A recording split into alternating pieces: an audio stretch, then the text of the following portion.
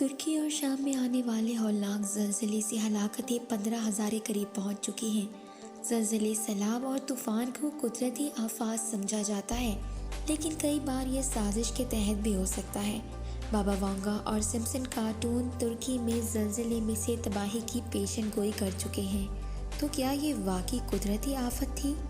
پاکستان میں حالیہ سیلاب بھی قدرتی آفات نہیں تھا، اور اب پاکستان اور بھارت میں بھی کب زلزلہ آنے والا ہے؟ زلزلہ، سیلاب، طوفان اور اس طرح کے واقعات کو عام طور پر قدرتی آفات سمجھا جاتا ہے۔ ماضی میں پاکستان میں زلزلوں کو لوگوں کے اعمال سے بھی جوڑا گیا، لیکن آج کی جدید دنیا میں آسمان سے بارش برسنا یا زمین کو پوری شدت سے ہلانا بالکل ممکن ہے۔ پیر کے روز ترکی اور شام میں آنے والے ہولناک زلزلے سے اب تک تقریباً 15,000 کے قریب اموات ہو چکی ہیں۔ عالمی ادارہ صحت کا ماننا ہے کہ ہلاکتوں کے علاوہ متاثرین کی تعداد تقریباً 2.5 کروڑ تک بھی جا سکتی ہے۔ یہاں آپ کو بتاتے چلیں کہ ترکی کوئی ایٹمی طاقت تو نہیں ہے، لیکن اس کے باوجود اسلامی دنیا کا سب سے با اثر ملک سمجھا جاتا ہے۔ اور یہاں دلچسپ بات یہ ہے کہ اس سال 2023 میں ترکی لوازم معاہدہ ختم ہونے کے بعد مزید طاقتور ہونے جا رہا ہے۔ بلغاریہ کے آن جہانی بابا وانگا اور دجالی کارٹون سمسم میں 2023 میں ترکی میں تباہی کی پیشن گوئی کی جا چکی ہے۔ اب اگر ترکی میں ہونے والی تباہی کو عالمی سازشوں سے جوڑا جائے تو جدید دور میں دجالی قوتیں اپنی مخالفین کو مٹانے کے لیے ہاتھوں سے لڑنے کے بجائے ٹیکنالوجی کا استعمال کرتی ہیں۔ پاکستان میں چند ماہ قبل آنے والا سیلاب بھی قدرتی آفت نہیں تھا، بلکہ عالمی قوتوں کے لالچ اور پیسے کے ہوس نے پوری دنیا کی سلامتی داؤ پہ لگا رکھی ہے۔ ماحول میں ہونے والی ہولناک تبدیلیاں سیلاب اور بڑی تباہی کی وجہ بنی۔ اب ترکی اور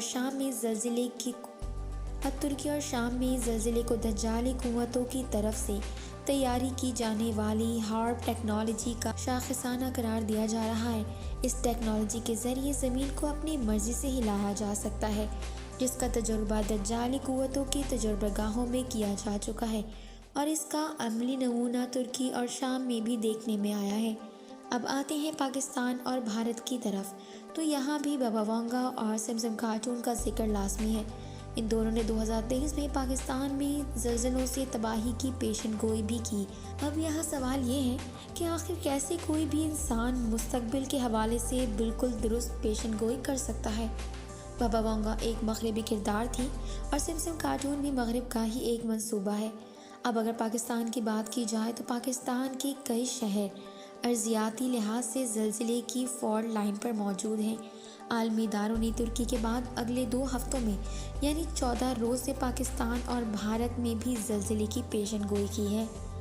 بھارت بھلے ہی ہماری ازلی دشمن کیوں نہ ہو، لیکن ابھی تک اس مقام تک نہیں پہنچا کہ دنیا کے بااثر قوتوں کے ساتھ بیٹھ سکے اور سازش میں شریک ہو، بلکہ عالمی قوتیں جب چاہتی ہیں بھارت کو بھی تختہ مشق بنا لیتی ہیں۔ یہاں آپ کو ایک اور بات بتاتے چلیں کہ دنیا میں آبادی کم کرنے کے لیے سازشی تھیوریاں کافی عرصے سے زیر گردش ہیں۔ بل گیٹس اور دنیا کے دوسرے کئی نام نہاد ٹھیکیدار انسانی آبادی کو کم کر کے اپنے کنٹرول میں کرنے کی کوشش ظاہر کر چکے ہیں۔ گزشتہ کئی سال سے انسانوں کو نگلنے والی کرونا کی وبا کو بھی ایک سازش سے جوڑا جاتا ہے۔ پاکستان میں آنے والا سیلاب بھی عالمی قوتوں کی کارستانی تھا، اور اب چند روز بعد پاکستان میں زلزلے کی تیاریاں بھی عالمی سازش کا حصہ لگتی ہیں۔ ہمارے حکمران عوام کو بقا و سلامتی کے بجائے اس وقت کرسی اور ذاتی مفادات کی سیاست میں مصروف ہیں، اور اگر حالات یوں ہی رہے تو خدا نخواستہ پاکستان بھی عالمی قوتوں کی سازش کا شکار ہو سکتا ہے۔ آپ تمام دیکھنے والوں سے گزارش ہے کہ خود بھی دعا کریں اور دوسروں کو بھی دعاؤں کی تلقین کریں کہ اللہ پاک ہمارے ملک کو قدرتی آفات اور عالمی سازشوں سے محفوظ رکھے۔